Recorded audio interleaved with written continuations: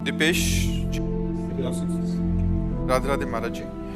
गुरुजी, मानसिक पूजा वास्तविक पूजा के समान ही होती है क्या? वास्तविक से भी श्रेष्ठ।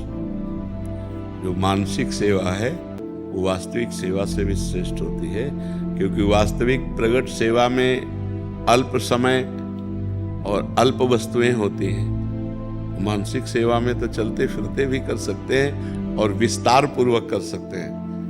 मानो प्रगट सेवा में तो हम स्वर्ण की थाल, स्वर्ण के पात्र, विविध भोग सामग्री ये नहीं कर पाएंगे ठाकुर जी, लेकिन भाव में हम कर सकते हैं। भाव में एक विशाल स्वर्ण की थाल है, छोटी छोटी कटोरियां हैं, किसी में खीर है, किसी में रसमलाई, किसी में रबड़ी, किसी में विविध प्रकार की भोग सामग्री एकत्रित करके अपने हाथ से पवाते हैं। भाव में अपने हाथ से पवा रहे हैं, हमारे ठाकुर जी भाव में पा रहे हैं, उनको पवा रहे हैं जो दुलार कर रहे हैं। और वो सत्य है, वो केवल कल्पना नहीं है, वो सत्य है।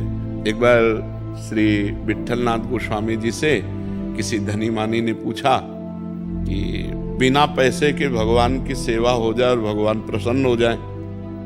बहुत कंजूस आदमी था, होते ना कभी कभी कोई बहुत कंजूस स्वभाव के होते हैं। तो उसने कहा एक पैसा ना लगे और भगवान की सेवा हो जाए और भगवान प्रसन्न हो जाए, है ऐसा कोई उपाय? बोले हाँ, उपाय है मानसिक सेवा, एक पैसा नहीं लगता। तो बताया पद्धति, ऐसे ऐसे मानसिक करो। तो कुछ दिन हो गए, तो एक दिन उसने मानसिक में दूध में चीनी डाला तो थोड़ा ज्यादा हो गई, तो उसको थोड़ा चुभा कि चीनी ज्यादा हो गई। कंजूस स्वभाव था चीनी। तो ठाकुर जी ने एक थप्पड़ मारा प्रगट में। जब वो थप्पड़ तो ठाकुर जी प्रगट हो गए और कहा मानसिक में तेरे पैसा कहाँ लगा? मानसिक चीनी ज्यादा हो गई तो तेरे को बुरा क्यों लगा? मतलब ठाकुर जी मानसिक सेवा को स्वीकार करते हैं, पक्का स्वीकार करते हैं। पर मानसिक सेवा का स्वरूप तभी माना जाता है जब मानसिक इष्ट दिखाई दे। जैसे हम ऐसे बैठे हैं, हमारे सामने हमारे प्रिया प्रीतम है मानसिक, तभी तो उनकी सेवा होगी। मानसिक देव दिखाई दे तब उनकी सेवा होगी। उनको स्नान कराना, अंग पोछना, वस्त्र पहनाना, तिलक रचना करना, आभूषण पहनाना, भोग लगाना, आरती करना, प्रणाम करना, नृत्य करना, सब मानसिक हो सकता है। अपने मानसिक सब कर सकते हैं। थोड़ा थोड़ा तो कल्पना में कर ही सकते हैं और लाभ वैसे ही मिलेगा। मतलब वास्तविक जो प्रगट में आप भोग अर्पित करते हैं वैसे ही लाभ आपको मिलेगा। तो देखो, एक पैसा का खर्चा नहीं और पुण्य बहुत बड़ा लाभ, तो थोड़ी देर बैठ के करना चाहिए।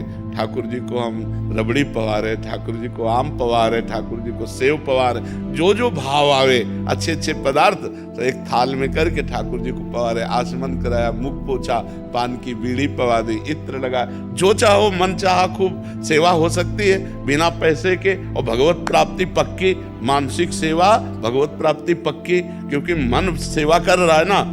तो मानसिक सेवा में लगने के लिए प्रगट सेवा आवश्यक है, क्योंकि प्रगट सेवा के बिना मानसिक सेवा तक पहुंचना कठिन है। जब हमने प्रगट में भोग नहीं लगाया तो मानसिक में कैसे हमारा भाव बनेगा? तो कोशिश करें कि थोड़ी देर प्रगट सेवा करें, तो 5-10 मिनट मानसिक सेवा भी करें। अगर समय मिले तो और अधिक करें। तो मानसिक सेवा वास्तविक सेवा से भी श्रेष्ठ है, क्योंकि उसमें सब पवित्र वस्तुएं हैं। मान लो इसमें तो हम बाजार से लाए तो अपवित्र भी हो सकता है, लेकिन उसमें हम भाव से लाए, भाव से सामग्रियां लाए हैं तो परम पवित्र। भगवान भाव का ही भोग लगाते हैं, तो बहुत उत्तम बात है मानसिक सेवा। जटाशंकर जी, गाजियाबाद से। राधे राधे महाराज जी, चरण स्पर्श। महाराज जी, ईश्वर पर अटूट आस्था के बाद भी मन छोटी छोटी कठिनाइयों से क्यों भयभीत हो जाता है? इसका क्या निवारण? गलत। ईश्वर में अटूट आस्था होने के बाद ये नहीं होता। अभी आप केवल शब्द याद कर लिए हो, अटूट आस्था, अटूट आस्था। गरम तवे पर बैठाला गया, तप्त बालू डाली जा रही, नाखून उखाड़ लिए गए, और जानते हो शब्द क्या निकला था? तेरा किया मीठा लागे। समझ रहे हो?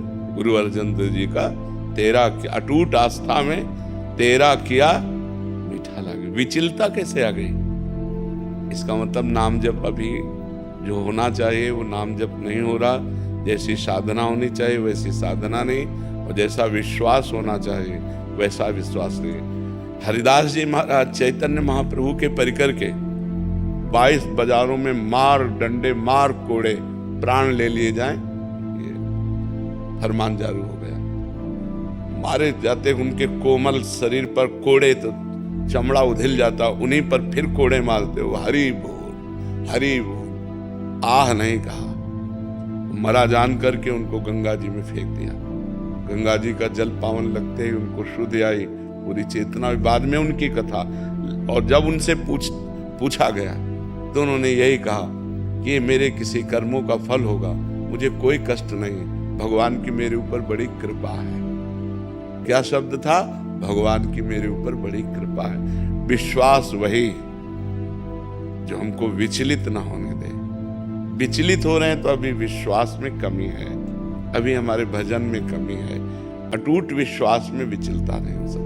नहीं, कोई काम रुकता नहीं है, ईश्वर हमेशा सहायक रहते हैं। काम का मतलब ही नहीं रह गया। जब भगवान पे विश्वास है तो काम और कामनाओं की तो बात ही अलग रही। ला सकल कामना हीन जे राम भगत रसलीन। जब कामनाओं की पूर्ति को लेकर तुम भगवान पे विश्वास की बात करोगे तो बहुत हल्के पर आपने बात कर दी, बहुत हल्के पर, क्योंकि जितनी कामनाएं वो सब विनाशी हैं आपकी। कोई अविनाशी कामना है क्या? इतना भजन बढ़ाओ कि हर परिस्थिति में केवल आनंद ही आनंद। मान में अपमान में, निंदा में स्थिति में, लाभ में हानि में, सुख में दुख में, जय में पराजय में, एकमात्र मेरे भगवान की कृपा। कृपा के सिवा और कुछ दिखाई ही न दे। समझ रहे ना? यदृष्टा लाभ संतुष्टो, जैसी परिस्थिति दे दे, यदृष्टा लाभ संतुष्टो, द्वंद्वातीतो विमत्सरा। द्वंद्वों में समान भाव, किसी से ईर्ष्या नहीं। जथा लाभ संतोष सदा काहू सो कछु न चाहोगो। दृढ़ विश्वास, मंगबो भलो न पाप सो जो प्रभु राखे टेक। भगवान का भरोसा अगर दृढ़ है ना तो किसी से मांगने की कोई बात नहीं, किसी से सहयोग की कोई आकांक्षा नहीं। वो सर्व सामर्थ्यशाली परमात्मा स्वयं आकर करेगा। और अगर वो नहीं करता है तो मुझे नहीं करवाना है। वो जिस स्थिति में रखना चाहता है मैं उसी में राजी हूं। जोई जोई प्यारो करे सोई मोहि भावे। फिर परेशानी क्या है कि हमारी जहां कमी उसको हम पूरी करें। हमारे भगवत चिंतन में, हमारी साधना में जो त्रुटि हो रही उसको हम और संभाले तो हम और बलवान होते चले जाएंगे। जैसे प्रहलाद जी महाराज को कितना कष्ट दिया गया, लेकिन हर स्थिति में भगवान ने उनकी रक्षा की। ऐसे ही भगवान हमारी रक्षा करते हैं। ऐसे ही, पर यह जरूर है कि हमारी कामना के अनुसार भगवान नहीं चलेंगे।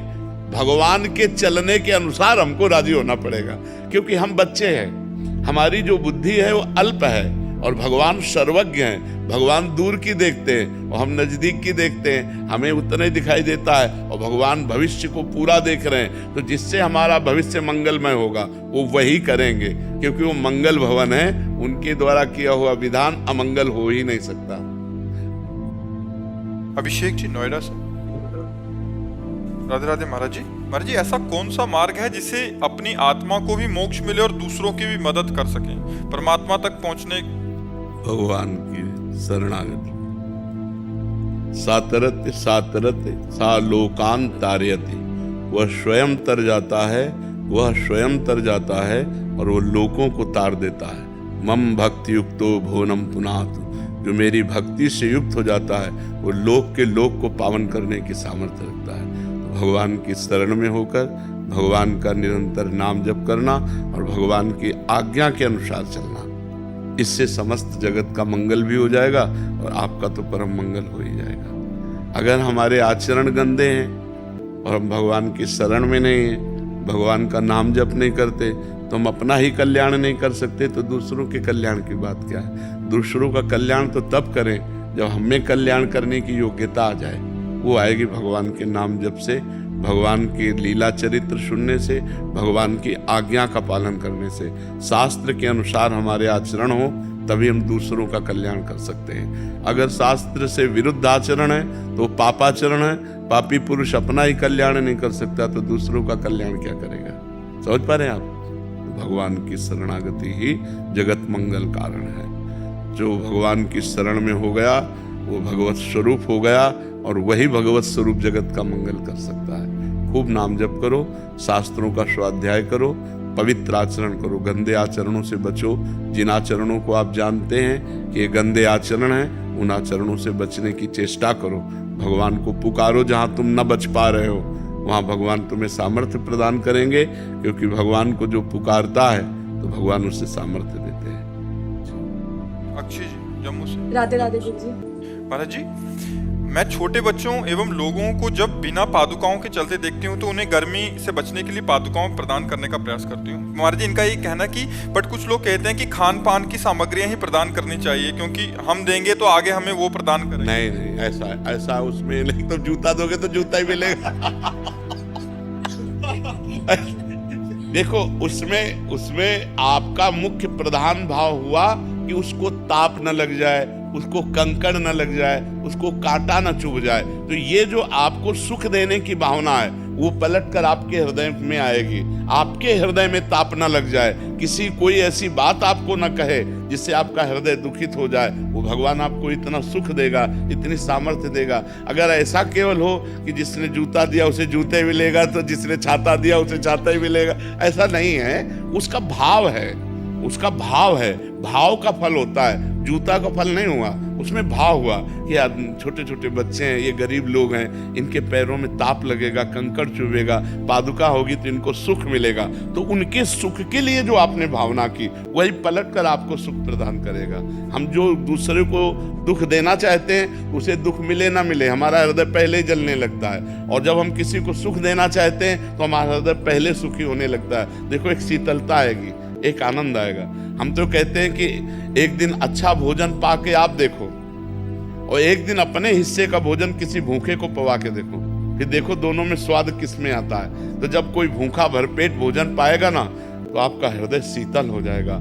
कभी भोजन पाने से आपका हृदय वैसा नहीं होगा जैसा किसी भूखे को भोजन पवा देने से होगा। सर्दी में कोई कांप रहा है, अपनी शाल उतार करके उसको उड़ा के देखो तो आपका हृदय एक महान हो जाएगा, एक शीतलता आएगी, आपके हृदय में एक आनंद आएगा। तो ये परोपकार की भावना, परहित सरिस धर्म नहीं भाई, पर पीड़ासम नहीं अधमाई। तो ये सिद्धांत गलत है कि जो देंगे वही मिलेगा, ऐसा भाव नहीं है। आप जो दे रहे हैं उसमें जो भाव है, नहीं, बीमार को सुख देने की भावना है कि उसका रोग निवृत्त हो जाए और वो सुखी हो जाए, तो वो भावना लौट कर आपके अंदर आएगी और आपको सुखी कर देगी। बात ऐसा है। नहीं तो मान लो किसी को रुपया दे रहे हैं तो रुपया थोड़ी केवल मिलेगा, उसका परिणाम मिलेगा। रुपये का परिणाम, हमने रुपया दिया कि यज्ञ हो जाए, भगवान का यश हो जाए, या गौ सेवा हो जाए, या संत सेवा हो जाए, तो उसका परिणाम मिलेगा। वो आंतरिक भाव देखा जाता है, बाह्य वस्तुओं को नहीं देखा जाता। संसारिक आदमी बाह्य वस्तुओं को देखता है और भगवान आंतरिक भाव को देखते हैं, उसी भाव की पूर्ति भगवान करते हैं। तो सबसे उत्तम भाव ही है। हाँ, भाव, कोई वस्तु नहीं है। हाँ, वस्तु नहीं। जैसे आपके पास वस्तु है, वस्तु दे रहे हैं, और जैसे वस्तु नहीं है और हृदय जल पाया गया कि अरे कितना कष्ट है, छोटे छोटे बच्चे पाल, आपका हो गया, आपको उसका लाभ मिलेगा। कलिकर एक पुनीत प्रतापा, मानस पुण्य हुए नहीं पापा, मानसिक पुण्य भी हो जाएगा।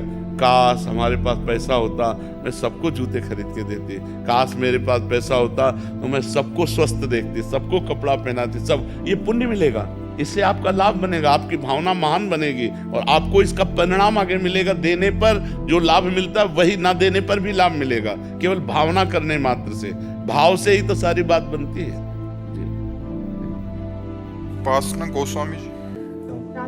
राधे राधे महाराज जी। महाराज जी, मुझे ऐसा लगता है कि मेरा कोई मित्र नहीं है। जब हमको ऐसा लगा तो हमने सारे संबंध छोड़े और भागे कि हमें एक ऐसा दोस्त चाहिए जो अविनाशी हो, और वो भगवान ही। तो बचपन से उन्हीं से दोस्ती की और आज तक उन्होंने दोस्ती का निर्वाह किया और आगे भगवान जाने, लेकिन आज तक तो निहाल कर दिए उन्होंने। वही हमारे दोस्त है, वही हमारे दोस्त है, वही सच्चे मित्र हैं जो अविनाशी हैं और हर समय हमारे पास हैं, हमसे कभी दूर नहीं होते। सर्वत्र हैं तो जहाँ हम हैं वहाँ हैं, सब समय हैं तो जिस समय हम हैं उस समय हैं, सबके हैं तो मेरे भी हैं, सब में है तो मेरे में भी है। ऐसा मित्र जो मेरे में समाया हुआ है वही नारायण है, वही हरि है, वही कृष्ण है। इसलिए हमें लगता है कि सच्चा प्यार तो भगवान से ही मिलता है और यहाँ तो छल कपट का प्यार होता है। आपसे अच्छा कोई तो दूसरा उससे लुभायमान हो जाएगा, फिर तीसरे से लुभायमान हो जाएगा। लेकिन कोई हमें प्यार करे नहीं, अपने लिए हमें प्यार कर सकता है, अपने लिए हमें प्यार कर सकता है, लेकिन हमारे लिए हमें प्यार तो केवल भगवान ही कर सकते हैं, दूसरा नहीं कर सकता है। जैसे माता बच्चे के लिए बच्चों को प्यार करती है, अपने लिए नहीं करती, वो बच्चे के लिए करती है। तो अनंत माताओं का वात्सल्य, भगवान को वात्सल्य सिंधु कहा गया है। तो भगवान ही हैं ऐसे जो हमारे सच्चे मित्र हैं, सच्चे पति हैं, सच्चे पुत्र हैं, सच्चे गुरु हैं, सच्चे शिष्य हैं। जो चाहे वो भगवान से संबंध कर ले, वो स्वीकार कर लेते हैं। महाराज जी, लोग मुझे अपने स्वार्थ के लिए प्रयोग करते हैं, मुझे ये भाव बहुत परेशान करता है महाराज जी। नहीं तो पाए जान जगत में सब जन, कपटी कुटिल कलयुगी टंचु। जगत में तो इसी का राज्य है, स्वार्थ, कपट, छल, इसी से तो माया अपना राज्य चला रही है। अगर स्वार्थ ना हो, कपट ना हो, छल ना हो, झूठ ना हो, माया कहाँ? सच्चिदानंद भगवान का खेल आ जाए। सच्चिदानंद भगवान के खेल तक ना पहुंचने देने की यही वृत्तियां हैं, स्वार्थ, कपट, छल, छिद्र। तभी भगवान कहते हैं ना, मोहि कपट छल छिद्र न भावा, निर्मल जन मन सो मोहि पावा। वो यहाँ कहाँ मिलेगा? वो तो भजन करने वालों में निर्मल मन होता है। नहीं तो छली, कपटी, स्वार्थी आपसे बहुत प्यार की बात करेंगे, आपको लगेगा ये मेरे ऊपर जीवन बलिहार कर रहे हैं, लेकिन वो सिर्फ अपने स्वार्थ की पूर्ति करना चाहता है, वो अपनी वासना की पूर्ति करना चाहता है, इसलिए कुछ भी कह सकता है, लेकिन प्यार नहीं करता। प्यार तो सिर्फ भगवान करते हैं, और सच्चा प्यार भगवान करते हैं, और सदा प्यार भगवान करते हैं। ये संसार में नहीं मिलेगा। सच्चा सदा ये केवल भगवान से ही मिलेगा। आप करके देख लो, जब हार जाना तो हमारे श्री कृष्ण को अपना यार बना लेना, बस निर्वाह हो जाएगी। गुरुदेव, हमारा मन विवाह आदि का नहीं है, कोई रुचि भी नहीं है, और विरक्त रहकर वृंदावन में वास कर रहे हैं अभी। महाराज जी, आप कह रहे हैं कि शरीर संबंधी को थोड़ी चिंता हो जाती है कि बुढ़ापे में कौन संभालेगा, कौन देखेगा, और कभी कभी घबराहट भी हो जाती है कि इस जन्म में निरंतर भजन नहीं हुआ और चूक हुई और प्रिया प्रीतम के दर्शन फिर नहीं हुए, तो फिर कैसे? तो भरोसा रखो, ये भरोसे पे जीवन चलता है। अगर हम भगवान के भरोसे हैं तो हम अपनी तुम्हें बताएं, आज के वो 16-17 वर्ष पहले के बाद हालत ऐसी खराब कि शरीर उठने लायक नहीं, स्वयं पानी लेके पीना है, स्वयं रोटी मांग के खाना है, दवा के लिए पैसे नहीं, एक आदमी हमारे पास नहीं। तो सैमसी है जहाँ गुरु आश्रम पहले था, बच्चापन से जहाँ जुड़े थे, तो वहाँ के लोगों को जब पता चला तो गाड़ी भर कर लोग आए, और उनका हम ऐसी दशा में आपको वृंदावन नहीं रहने देंगे, आप चलिए, हम सब पूरे गांव वाले आपकी सेवा करेंगे, पूरा गांव चंदा लगा के, चाहे लाखों रुपए महीने की दवा चले, आप चिंता न करो। नहीं, हम मरने वाले हैं तो प्रभु के लिए, हम जिए तो प्रभु के लिए। ये नहीं कि हम धाम छोड़ दें, अपना निष्ठा छोड़ दें। आप लोग जाइए, आपका हम बहुत बहुत धन्यवाद देते हैं कि आपने सहानुभूति दिखाई, और जब वो गए तो निश्चय किया मुझे मरना है। ये हम अंदर की बात कहते हैं, मुझे मरना है, लेकिन भगवान के लिए मरना है। अब मैं धाम नहीं छोड़ूंगा, और निष्ठापूर्वक भगवान बदल गया। देख लो आप, ये वो व्यक्ति है जिसको मांगने से रोटी भरपेट नहीं मिली। आज 500 आदमियों का बाल भोग बनता है, 500 आदमियों का राजभोग बनता है, 500 आदमियों का शयन भोग बनता है। हमें अपने मालिक पर विश्वास रखना चाहिए कि उसका वैभव कितना बड़ा है। उसका देखो, आज एक बच्चा हमें पानी पिलाता है तो दूसरा बच्चा हमारा मुंह पोंछता है। सैकड़ों बच्चे, ये सब नौकरी पेशा वाले, सब सरकारी नौकरियां छोड़कर हमारी सेवा में हैं, और एक दूसरे से होड़ लगी रहती है कि यार तुम सेवा तो कल की ज्यादा की थी, आज मैं करूंगा। आप विचार, अपना बाप का पैदा किया हुआ बेटा भी सेवा करना नहीं चाहता अपने बाप की, और ये अन्य बाप से पैदा हुए और ये सेवा कर रहे, हमारे लिए जीवन हमको दे दिए। कौन है? भगवान का सारा खेल। तो हमें पहली बात तो ये नहीं सोचना चाहिए कि बुढ़ापे में मेरी सेवा कौन करेगा। जिसके लिए हमने जवानी दी तो वही बुढ़ापे में आएगा। अब बुढ़ापे में हमारे लड़का बच्चा थोड़ी है, हमारा परिवार थोड़ी है। तो हमको ये संशय तो नहीं करना चाहिए कि हमारा बुढ़ापे में कौन सेवा करेगा। जो भगवान है, सच्चिदानंद है, वो जिसकी शरण में वही देखेगा। और परिवार, संसार, अच्छा मान लो हमारा ब्याह हो गया, पति मर गया तो फिर हम ऐसे रह गए। अगर हमारे भाग्य में दुख लिखा है तो हम चाहे जितना प्रयास कर लें हमें दुख ही मिलेगा, और अगर सुख लिखा है तो हमारे भाग्य में तो सुख ही लिखा है। क्यों? क्योंकि भगवान है, हम भगवान की शरण में हैं। विचार करो, जिस गरीब बाबा जी को रोटी मांगने से नहीं मिलती थी, आज रोज या तेरे दिन डायलिसिस होता है। भरोसो दृढ़ इन चरणन केरो, भरोसो दृढ़ इन चरणन। जब प्रभु के चरणों का हम भरोसा कर लेते हैं तो फिर ये प्रश्न नहीं होना चाहिए कि मेरी वृद्धावस्था में कौन सेवा करेगा। नहीं, ये नहीं सोचना चाहिए। हमने जीवन भगवान को दिया है, अगर वो तड़प तड़प करके मरने का अवसर आएगा तो हम तड़प तड़प कर उन्हीं को पुकारेंगे, राधा राधा, और मर जाएंगे हम उनके लिए। तो उनके लिए जब समर्पित हो गए, अरे पूछो मत, पूरा जगत प्यार कर रहा है, पूरा जगत प्यार कर रहा है। जब प्रभु के लिए मरने के लिए तैयार हुए तो उन्होंने अमर कर दिया। सब रूपों में हमारे भगवान आकर हमें प्यार करते हैं, तो हमें विश्वास दृढ़ रखना चाहिए अपने भगवान पर। ये हमने देखा कि जब हमारी आवश्यकता पड़ी तो मेरे भगवान ने ऐसा विशाल स्वरूप कर दिया, पूछो मत। तो भरोसो दृढ़ इन चरणन के, यदि भगवान का भरोसा है तो पक्का समझो उनका ऐसे बदलने में देर नहीं लगती। भगवान का भरोसा दृढ़ रखना चाहिए, वो आर पार का निर्वाह करने वाले वही हैं। जब जगन्नाथ जी के में माधवदास बाबा थे और वृद्धावस्था हुई और संग्रहणी की बीमारी हुई, तो संग्रहणी में बार बार सोच होती है, तो बेहोश हो गए। जब आंख खोला तो पीतांबर का साफा बांधे उनकी सोच की लंगोटी समुद्र से धो के फैला रहे थे। तो उनका बेटा तुम कौन हो? तो जब आंख ऐसे, अरे स्वामी आप, क्योंकि जो ध्यान में देखते थे वही भगवान सामने। तो उनका प्रभु आप ऐसा काम क्यों कर रहे हो? तो बोले बाबा जब तुम्हारा कोई है नहीं तो फिर हम ही तो है ना।